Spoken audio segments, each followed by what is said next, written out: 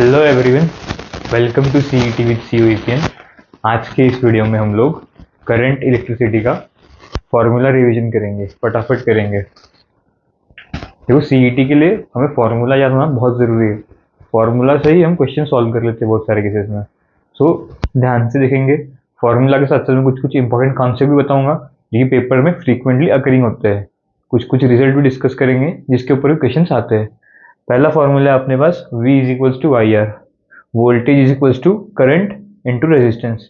इससे हम किसी भी रेजिस्टेंस के अक्रॉस पोटेंशियल डिफरेंस फाइंड करते हैं। किसी सर्किट में जहाँ पे हमें बैटरीज रेजिस्टेंस दिए रहते हैं उसमें हम करंट फाइंड करते हैं। One of the most frequently use करते हैं हम इसको। इसके बगैर तो हम चैप्टर को सोच भी नहीं सकते। दूसरा है हमारे पास आर इक्विवेलेंट कैलकुलेट करने का फॉर्मूला, जिसे हम सीरीज में और पैरेलल में यूज करते हैं। सपोज कि मेरे पास रेजिस्टेंस है R1 R2। किसी भी दो रेजिस्टर को हम सीरीज में तब बोलते हैं जब उनमें करंट सेम हो। इन दोनों रेजिस्टर से करंट आई फ्लो कर रही है। सीरीज में कब होते हैं रेजिस्टर? जब उनमें करंट सेम हो, पोटेंशियल डिफरेंस सेम ना हो। सो इस केस में हम आर इक्विवेलेंट लिखते हैं R1 प्लस R2 के बराबर। ये हमने दो रेजिस्टर कंसिडर करके लिखा है। सपोज 3 या 4 रेजिस्टर हो तो हम R3 प्लस R4 से सीक्वेंस कंटिन्यू करेंगे। दूसरा हमारे पास पैरेलल की केस में। पैरेलल में क्या होता है?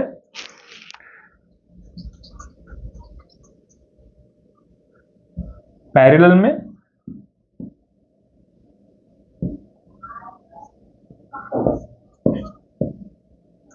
हमारे पास दो रेजिस्टेंस के अक्रॉस पोटेंशियल डिफरेंस सेम होता है। पोटेंशियल डिफरेंस सेम होता है और करंट सेम नहीं होता। करंट जो है हमारा वो इनवर्स रेशियो ऑफ रेजिस्टेंस में डिस्ट्रीब्यूट होता है। तो इस केस में हम आर इक्विवेलेंट लिखते हैं 1/R1 प्लस 1/R2 के। वही दो केसेस के लिए हम डायरेक्ट R1 R2 और R1 प्लस R2 करके लिख सकते हैं। ये हमने दो केसेस के लिए लिखा है। 3-4 रेजिस्टर पैरेलल में हो तो हम सीक्वेंस को इसके लिए भी कंटिन्यू कर सकते हैं। यहाँ पे हमारे पास एक इंपॉर्टेंट पॉइंट आता है कि जब भी हम टेम्परेचर इंक्रीज करते हैं किसी कंडक्टर का या फिर किसी सेमीकंडक्टर का, तो उसके स्पेसिफिक रेजिस्टेंस पे क्या इफेक्ट आता है? स्पेसिफिक रेजिस्टेंस मतलब हमारी रेजिस्टिविटी। हमें पता है R इज इक्वल्स टू क्या होता है? रो L बाय A। तो ये जो रो होता है वो होती है अपनी रेजिस्टिविटी। जब भी हम किसी कंडक्टर और सेमीकंडक्टर का टेम्परेचर इंक्रीज करते हैं, जो हमारे पास स्पेसिफिक रेजिस्टेंस होता है वो कंडक्टर का इंक्रीज होता है और सेमीकंडक्टर का डिक्रीज होता है। इसे हम याद रखेंगे, बहुत बार पेपर में आता है। नेक्स्ट पॉइंट की तरफ मूव करेंगे जो कि हमारा KCL, Kirchhoff's current law, one of the most two important law. KCL KVL। KCL में क्या होता है?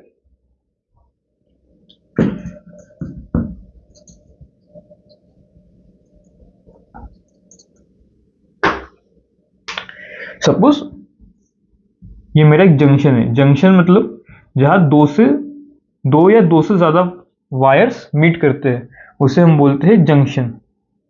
सपोज मेरी इनकमिंग करंट है यहाँ पे I1 और I2 और I3 मेरी आउटगोइंग करंट है। तो किसी भी जंक्शन पे हम लिख सकते हैं कि net incoming current is equals to net outgoing current.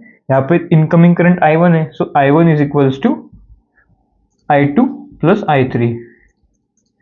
ये है हमारा KCL। KCL को हम law of conservation of charge बोलते हैं। KCL को हम law of conservation of charge बोलते हैं। इस स्टेटमेंट पे भी बहुत बार क्वेश्चन पूछता है एग्जामिनर। सेकंड है हमारा KVL। KVL is Kirchhoff's voltage law. Kirchhoff's voltage law. KVL को हम law of conservation of energy भी बोलते हैं। KVL को हम law of conservation of energy बोलते हैं।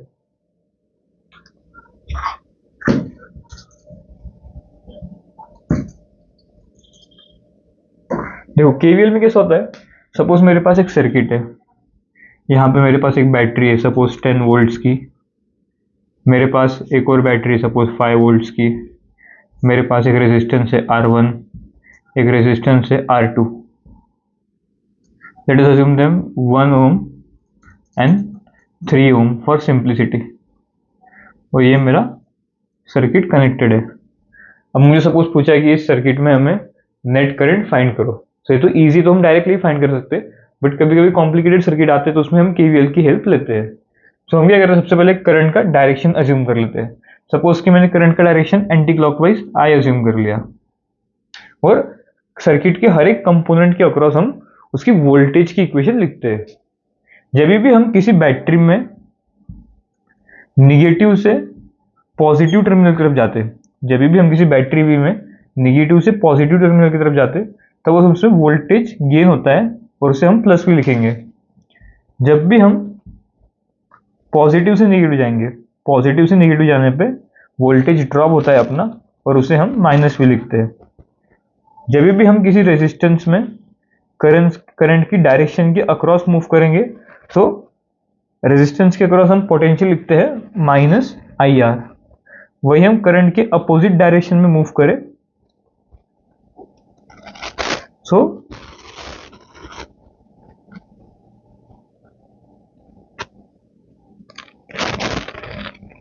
उसे हम लिखते हैं प्लस आई आर। ये चार चीज अपने को याद रखनी है, यही है हमारा केवीएल। सपोज मैंने यहाँ पे लिखा इक्वेशन, सपोज मैं यहाँ से स्टार्ट किया, पॉइंट पी, सो वीपी बैटरी में मैं निगेटिव से पॉजिटिव टर्मिनल की तरफ गया, तो मैंने लिख दिया +10। यहाँ पे मैं इस 5 वोल्ट की बैटरी में पॉजिटिव से निगेटिव जा रहा, तो मैंने लिख दिया -5 वोल्ट। अभी करंट है आई, अभी मैं इस रेजिस्टेंस 1 ओम में करंट की डायरेक्शन के अक्रॉस मूव कर रहा, करंट भी मेरा लेफ्ट टू राइट मूव कर रहा, मैं भी लेफ्ट टू राइट मूव कर रहा, तो उस केस में मैं लिख दूंगा माइनस, जो कि आई इंटू मेरा रेजिस्टेंस है 1। अब 3 ओम में भी सेम है, करंट भी लेफ्ट टू राइट जा रही, मैं भी लेफ्ट टू राइट मूव कर रहा, तो मैं करंट की डायरेक्शन में मूव कर रहा, तो मैं लिख दूंगा minus I into 3 is equals to VP. यहाँ से हम लिख सकते हैं वीपी कट हो जाएगा, 10 - 5 इज इक्वल्स टू 4i, तो आई आ जाएगा हमारे पास 1.25 एम्पियर। तो ऐसा किसी भी लूप में हम केवीएल केसीएल को अप्लाई कर सकते हैं। केवीएल जो है हमारा law of conservation of energy है, ये पॉइंट भी बहुत ज़्यादा इंपॉर्टेंट है, काफ़ी बार पेपर में पूछा है।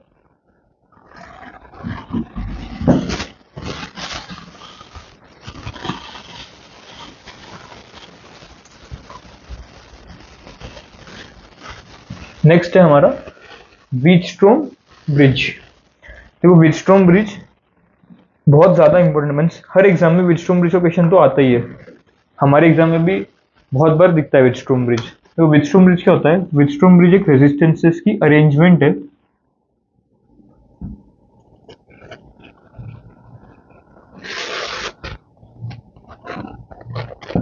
सपोज कि मेरा रेजिस्टेंस P, ये है Q, ये है R, ये है S। ऐसी रेजिस्टेंस के अरेंजमेंट को हम बोलते हैं व्हीटस्टोन ब्रिज। इसमें दो स्टेट आती है, एक बैलेंस स्टेट और एक अनबैलेंस स्टेट। जब भी मेरा रेजिस्टेंस P और Q का ratio P/Q is equal to resistance R/S के बराबर रहेगा, जब भी मेरा रेजिस्टेंस P/Q का रेशियो R/S के रेशियो के बराबर रहेगा, इस स्टेट को हम बोलते हैं बैलेंस स्टेट। बैलेंस्ड स्टेट, इसमें क्या होता है कि जो मेरा पॉइंट A और मेरा पॉइंट B है, इनका पोटेंशियल इक्वल हो जाता, VA is equals to VB हो जाता। Means potential difference VA minus VB 0 हो जाता। अभी हमें पता है किसी भी दो पॉइंट्स के बीच में करंट तभी फ्लो करती है जब उनके बीच में एक पोटेंशियल डिफरेंस हो। अब यहाँ पे पोटेंशियल डिफरेंस तो है नहीं, सो इस वायर में करंट फ्लो नहीं करेगी। सो हमें गैल्वेनोमीटर के अक्रॉस करंट मिलती है 0। सो हम इसे निकाल सकते हैं, इतने पार्ट को, मीन्स इसे निकाल के हम क्वेश्चन सॉल्व कर सकते हैं। यहाँ पे मैंने गैल्वेनोमीटर कंसीडर किया है, एग्जामिनर इसमें रेजिस्टर भी कंसीडर करता है। इसका मेन कॉन्सेप्ट ये है कि जब भी P/Q is equals to R/S होगा, सो पॉइंट A और पॉइंट B का पोटेंशियल सेम हो जाएगा, पोटेंशियल डिफरेंस 0 हो जाएगा। सो इस ब्रांच का कोई यूज नहीं रहेगा, मतलब इसमें कोई भी करंट फ्लो नहीं करेगी। सो हम इस ब्रांच को निकाल सकते हैं। सो ये था हमारा balance state of Wheatstone bridge. P/Q is equals to R/S को याद रखेंगे हम, इससे हम मल्टीपल क्वेश्चन या फिर मोस्टली सब क्वेश्चन सॉल्व कर लेंगे। नेक्स्ट अपन देखते हैं meter bridge. Meter bridge basically एक एप्लीकेशन ही है व्हीटस्टोन ब्रिज का। सपोज मेरे पास कोई एक अननोन रेजिस्टेंस है X, मुझे उसका वैल्यू फाइंड आउट करना है। तो उसका वैल्यू फाइंड आउट करने के लिए हम मीटर ब्रिज को यूज करते हैं। तो क्या होता है, इसमें एक नोन रेजिस्टेंस R हो गया, एक अननोन रेजिस्टेंस X हो गया, और ये आ गई अपनी एक मीटर ब्रिज वायर जिसका लेंथ है 1 मीटर। ये नॉर्मल वायर नहीं है, ये एक हाई रेजिस्टेंस वायर रहती है। ये आ गया हमारा गैल्वेनोमीटर, और ये आ गई स्लाइडिंग जॉकी। हम क्या करते हैं, इस स्लाइडिंग जॉकी को इस 1 मीटर की वायर पे मूव करते हैं, इस 1 मीटर की वायर पे मूव करते हैं। सपोज मुझे एक पॉइंट P मिल गया, जिस पॉइंट P पे जब स्लाइडिंग जॉकी आई उस पे गैल्वेनोमीटर का डिफ्लेक्शन 0 हो गया। सो वो हो जाती है अपनी नल पॉइंट। इसकी जो लेंथ है वो L हो जाएगी, और रिमेनिंग लेंथ आ जाती है अपनी 100 माइनस L। सो हम लिख सकते हैं R by L is equals to X over 100 minus L। हम बिल्कुल व्हीटस्टोन ब्रिज को अज्यूम करो वैसे ही हमने लिखा है, उसमें भी गैल्वेनोमीटर था। यहाँ पे डिफ्लेक्शन 0 है, मीन्स इस पॉइंट का और इस पॉइंट का पोटेंशियल सेम है, पोटेंशियल डिफरेंस 0 है। हमने यहाँ से इतनी लेंथ को मेजर किया, सपोज वो L आ गई, सो हम R by L into X over 100 minus L ऐसा लिख सकते हैं। यहाँ से हम X को फाइंड कर सकते हैं R by L into 100 minus L। याद रखेंगे, बहुत इंपॉर्टेंट फॉर्मूला है, बहुत बार यूज होता है ये।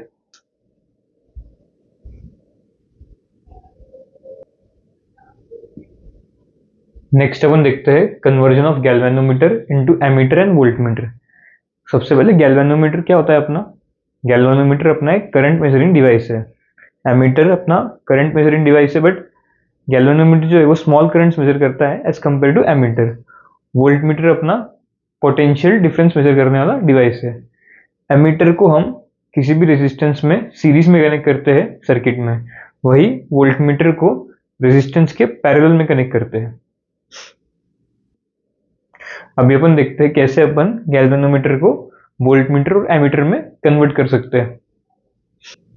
गैल्वेनोमीटर को वोल्टमीटर में कन्वर्ट करने के लिए, सपोज मेरा एक गैल्वेनोमीटर है जिसमें एक IG करंट पास हो रही, अब मुझे इसे वोल्टमीटर में कन्वर्ट करना है।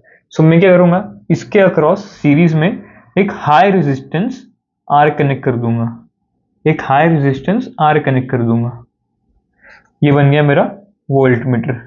सो इसके अक्रॉस अपन पोटेंशियल लिख सकते हैं अभी IG into G plus R। बस इतना ही हमें ध्यान रखना है, बस हमें इतना फॉर्मूला याद रखना है। पेपर में हमें कोई भी 3 चीजें दे रखी होगी, फॉर्मूला में पुट करना है और उससे एक जो चीज ने एक अननोन फाइंड करना है।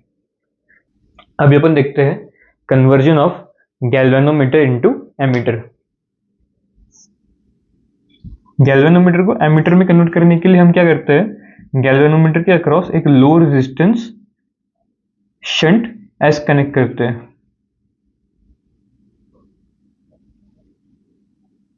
सपोज कि मेरा एक करंट I आ रहा है, यहाँ से गैल्वेनोमीटर में एक IG करंट गया और शंट वाले में एक I माइनस IG करंट गया।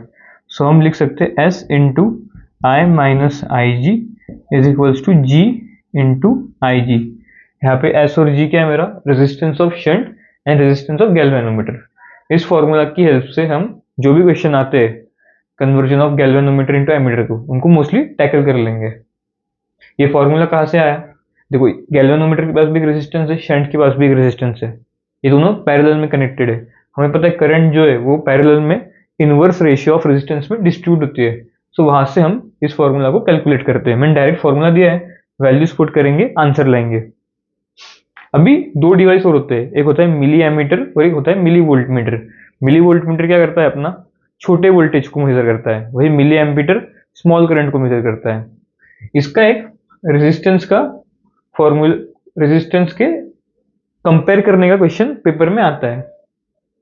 जैसे कि हमारे जो रेजिस्टेंस ऑफ वोल्टमीटर है, वोल्टमीटर मतलब क्या, हमने गैल्वेनोमीटर को वोल्टमीटर में कन्वर्ट करने के लिए उसके अक्रॉस एक सीरीज में एक रेजिस्टेंस R कनेक्ट किया था, और एमीटर के लिए पैरेलल में एक रेजिस्टेंस शंट S कनेक्ट किया था।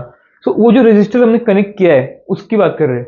तो रेजिस्टेंस ऑफ जो वोल्टमीटर रहेगा, जो हमने वोल्टमीटर को कन्वर्ट करने के केस में जो रेजिस्टेंस कनेक्ट किया था, उसका रेजिस्टेंस सबसे ज्यादा रहेगा, फिर मिली वोल्टमीटर का, फिर मिली एमीटर का, और फिर एमीटर का। मैंने आपको बताया भी था कि हम गैल्वेनोमीटर को वोल्टमीटर में कन्वर्ट करने के लिए एक हाई रेजिस्टेंस कनेक्ट करते हैं सीरीज में, वही एमीटर के लिए हम एक लो रेजिस्टेंस कनेक्ट करते हैं पैरेलल में। सो जो रेजिस्टेंस आर है वो वोल्टमीटर के केस में सबसे ज़्यादा होगा, फिर मिली वोल्टमीटर के केस में, फिर मिली एमीटर के केस में, और फिर एमीटर के केस में। एमीटर का और मिली एमीटर का क्वेश्चन एक दो बार पेपर में आ रखा है, सो हम इसको ध्यान में रखेंगे कि मिली एमीटर का जो रेजिस्टेंस आर होगा वो एज कम्पेयर टू एमीटर बड़ा होगा। यहाँ पे हम रेजिस्टर मतलब जो शंट रेजिस्टर है उसकी बात कर रहे हैं। यहाँ पे मैंने 2 पॉइंट्स लिखे, resistance of ideal voltmeter is infinite. Paper में डायरेक्ट स्टेटमेंट वाइज क्वेश्चन आता है इसके ऊपर, और resistance of ideal ammeter is 0। इन दोनों को भी हम याद रखेंगे। अभी अपन देखते हैं पोटेंशियोमीटर के बारे में। पोटेंशियोमीटर करंट इलेक्ट्रिसिटी का मोस्ट इंपोर्टेंट टॉपिक है, इससे सबसे ज़्यादा क्वेश्चन पूछे जाते हैं।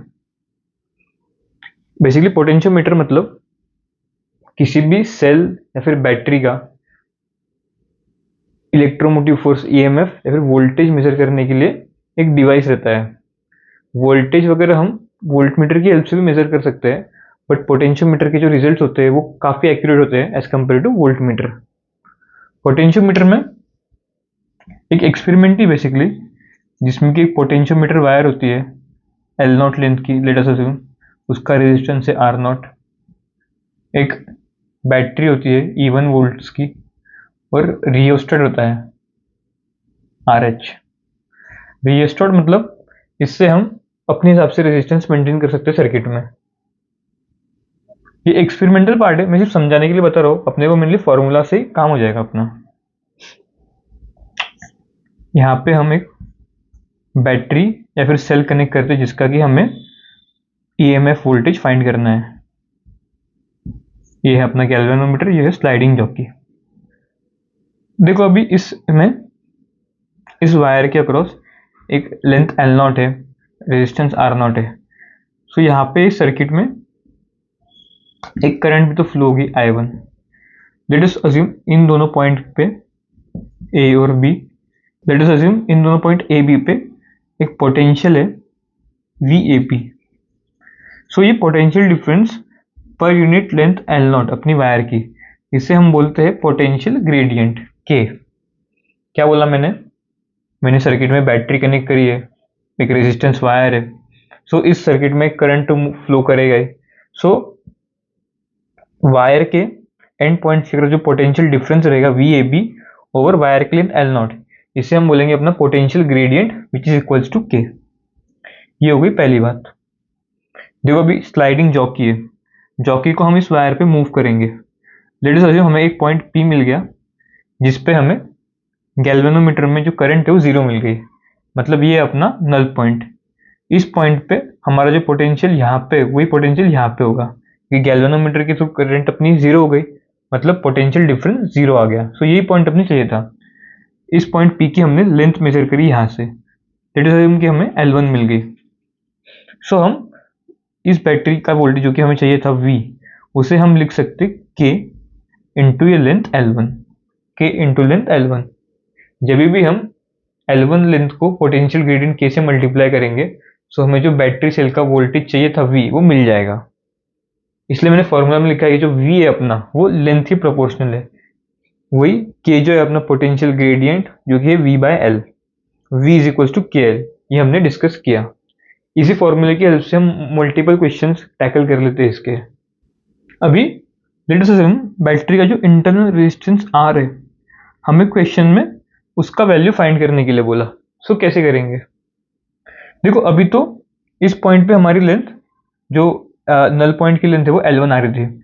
लेट अस सपोज अज्यूम हमने एक रेजिस्टेंस R कनेक्ट कर दिया इसके अक्रॉस, तो अभी इस सर्किट में भी एक करंट फ्लो होना स्टार्ट कर जाएंगी। अभी तक उस पॉइंट तक करंट फ्लो नहीं कर रही क्योंकि हमने नल पॉइंट मेंटेन करके रखा था, सो पोटेंशियल मिल रही थी हमें, सो करंट फ्लो नहीं कर रही थी क्योंकि इसका पोटेंशियल सेम था, इसका पोटेंशियल सेम था। अभी हमने एक R रेजिस्टेंस कनेक्ट किया तो इससे करंट फ्लो स्टार्ट हो गई। सो अभी हमें जो नल पॉइंट लेंथ है वो किसी पॉइंट Q पे मिलेगी। लेट अस सपोज उसका जो लेंथ है अपने पास वो है L2। सो हम R लिख सकते हैं R over L1 over L2 minus one. Mostly अपने को फॉर्मूला से डील करना है। ये तो बस मैंने हल्के सा एक्सप्लेन कर दिया आपको, मेन तो अपना फॉर्मूला रिवीजन वीडियो ही था। सो मेनली हमें फॉर्मूला पे ध्यान देना है कि अगर हमें ईएमएफ का इंटरनल रेजिस्टेंस आर फाइंड करना होगा, स्मॉल आर, सो हम R over L1 by L2 minus one करके फाइंड आउट कर सकते हैं। बाकी हमने पोटेंशियल ग्रेडियंट और V is equal to KL के बारे में डिस्कशन किया। सो बस इतने थे हमारे मेन फॉर्मूलाज। आप इन फॉर्मूलाज को नोट डाउन कर सकते हो और बार बार रिवाइज कर सकते हो। कुछ कुछ बीच बीच में मैंने इंपॉर्टेंट कंसेप्ट भी बताए जो कि इंपॉर्टेंट है, जिनके ऊपर डायरेक्ट थ्योरेटिकल बेस्ड क्वेश्चन आते हैं। सो अगर आपको वीडियो अच्छा लगा हो तो वीडियो को लाइक करो, चैनल को सब्सक्राइब करो और वीडियो को शेयर भी करो। Thank you.